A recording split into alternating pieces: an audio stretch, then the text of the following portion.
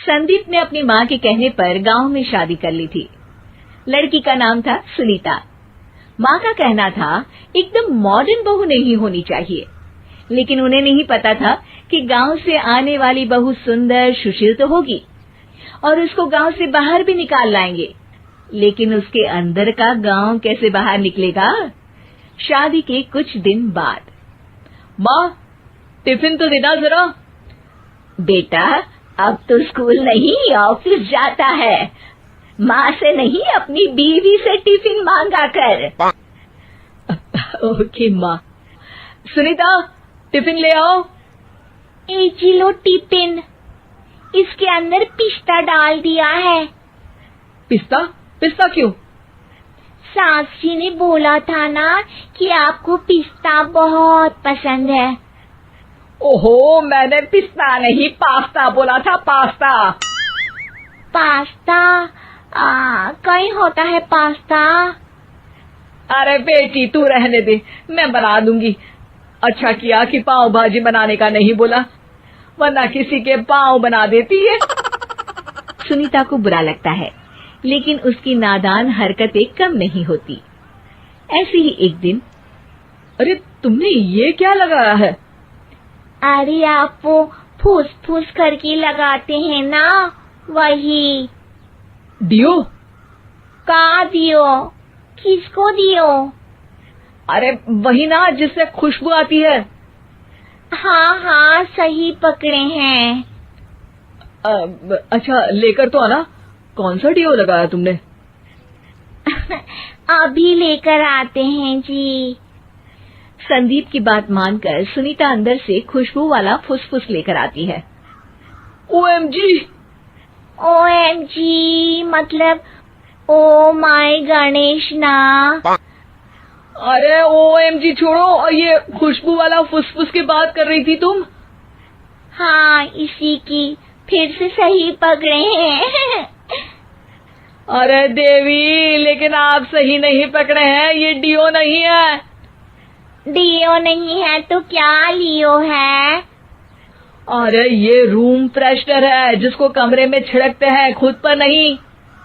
कोई बात नहीं, माँ कहती थी आत्मा किराएदार है, शरीर एक किराए का कर्म।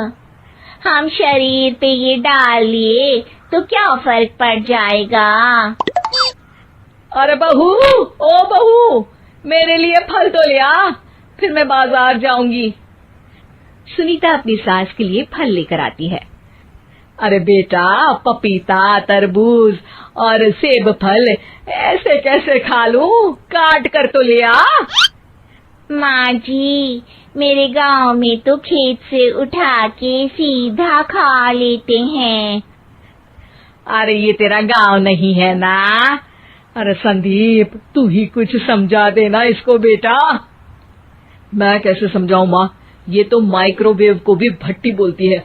कल मैंने बोला हाय कैसी हो, तो बोलती है किसी को हाय नहीं लगानी चाहिए। अरे सुनीता, तेरा क्या होगा? अभी तो कैसे बताऊं माँ जी, अभी हम कुछ करेंगे फिर पता चलेगा क्या होगा, लड़का या लड़की।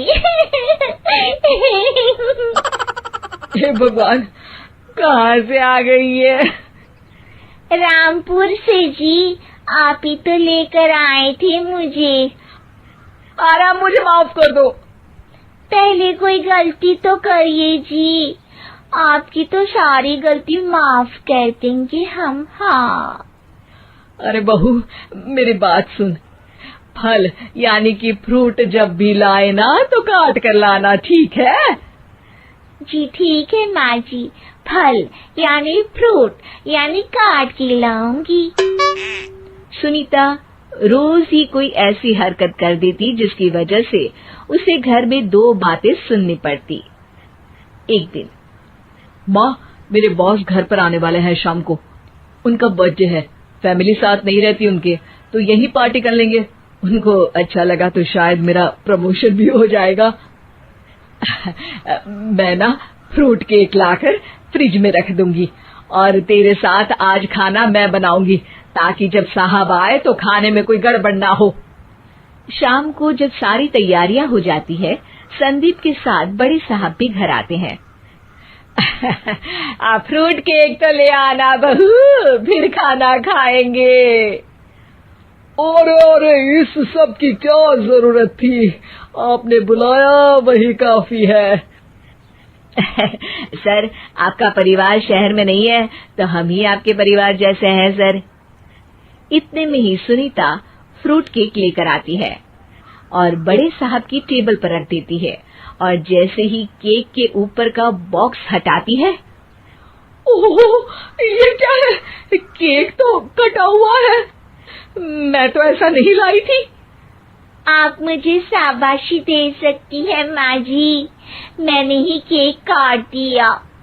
आपने कहा था ना, फल यानी फ्रूट यानी हमेशा काट के लाना, तो फ्रूट केक भी तो फ्रूट ही है ना, तो मैंने पहले ही काट लिया। हूँ ना मैं समझदार। अरे बहू, ये क्या किया? केक हमेशा वही काटता है जिसका जन्मदिन होता है। तुझे एक बात भी समझ नहीं आती, एक नंबर की बेवकूफ है। पूरा माहौल बिगड़ चुका था। संदीप को लगने लगा था कि साहब उसे प्रमोशन तो दूर की बात है, कहीं डिमोशन ना दे दे, लेकिन साहब बीच में ही बोल पड़ते हैं। अरे कोई बात नहीं, ये इनकी बेवकूफी नहीं है, इनका भोलापन है। बेटा आप कहाँ से हो? रामपुर गांव से। अरे वाह, गांव से? फिर तो आपके गांव में ताजे फल और सब्जियां मिलते होंगे। हाँ, सही पकड़े हैं। हम तो काटते भी नहीं, सीधा खा लेते हैं। मैं ना एक बार तुम्हारे गांव घूमने जरूर चलूंगा। क्यों संदीप, ले चलोगे ना? मुझे गांव घूमना बहुत पसंद है। बस फिर क्या था, संदीप और सास दोनों खुश हो गए, क्योंकि साहब को सुनीता ने गांव की बात करके खुश कर दिया था। अब संदीप का प्रमोशन पक्का था। शिक्षा, कभी भी किसी भी गलती पर घबराना नहीं चाहिए। हो सकता है कि उस गलती की वजह से आगे बड़ा फायदा हो जाए।